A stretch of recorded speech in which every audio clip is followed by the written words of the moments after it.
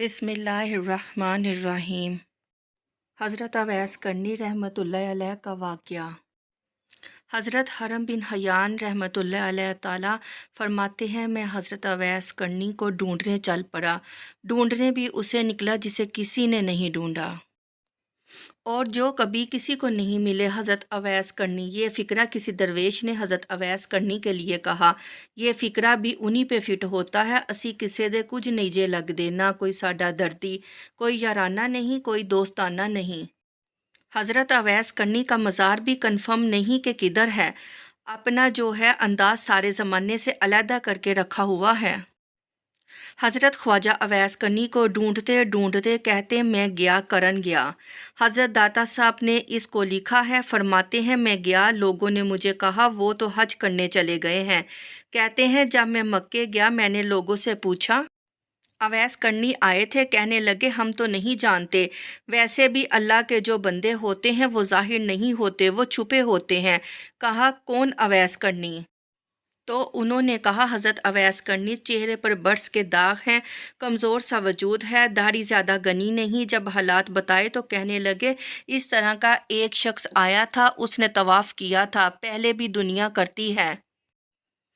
جب اس نے کیا نا تو اس کے طواف میں وہ خود بھی رویا ہے اور بھی بڑے روئے ہیں۔ وہ جب حجر اسود پر آیا نا تو رنگ بدلتے دیکھے، کہاں کدھر گئے؟ کہنے لگے پورا نہیں پتا، اتنا ضرور خبر ہے کہ ان کے انداز بتاتے تھے کہ اب مدینے جائیں گے۔ جناب حرم بن حیان کہتے ہیں پھر میں مدینے گیا، میں نے خواجہ اویس کو ڈھونڈا، میں نے کہا یار میں نے خواجہ اویس کرنی کو ملنا ہے۔ کسی نے بتایا ہے کہ وہ مدینہ شریف آئے ہیں، تو لوگ کہنے لگے ہم نہیں جانتے کہ وہ کون سے ہیں، ملے ہی نہیں۔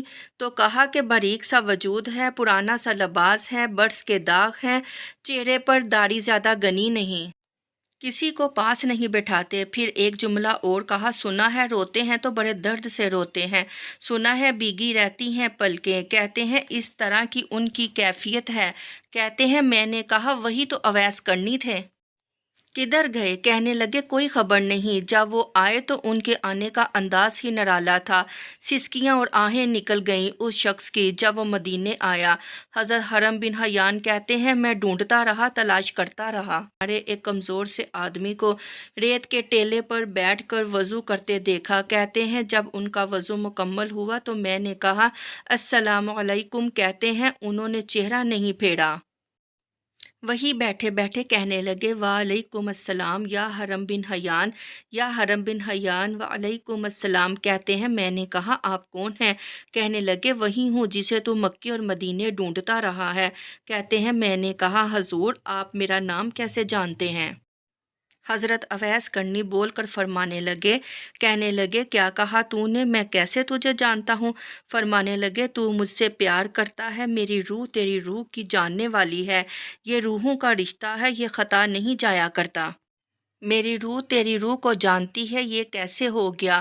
ہم کوئی ایسے لوگ تھے، تو اتنی جگہ مجھے تلاش کر آیا اور میں تجھے جانوں نہ، یہ کیسے ہو سکتا ہے؟ یہ کیسے ممکن ہے؟ تو مجھے ڈھونڈتا رہا گلی گلی اور میں کہوں میں تجھے جانتا نہیں؟ فرمایا حرم بن حیان ہاں میں دعا کرتا ہوں اللہ کی بارگاہ میں رب کریم مجھے اور تجھے جنت میں اکٹھا کر دے۔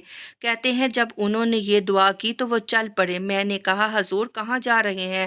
فرمانے لگے میرا پیچھا نہ کرنا، میں کسی اور منزل کا مسافر ہوں، جس رستے میں چل رہا ہوں نا ان منزلوں پہ ساتھ نہیں کسی کو لیا جاتا، یہ میری اپنی ذاتی منزل ہے، اس پر پاؤں پر چھالے ذرا سخت ہوتے ہیں، ہر آدمی کا کام نہیں یہاں چلنا، تو مجھے تنہا رہنے دے اور مجھے اپنی مرضی سے چلنے دے۔